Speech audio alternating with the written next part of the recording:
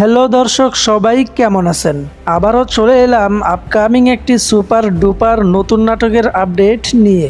নাটকটির নাম হচ্ছে কোথায় পাবো তারে। নামটা একটু অদ্ভুত, তাই তো? তবে গল্পটা কেমন হবে একবার ভাবুন।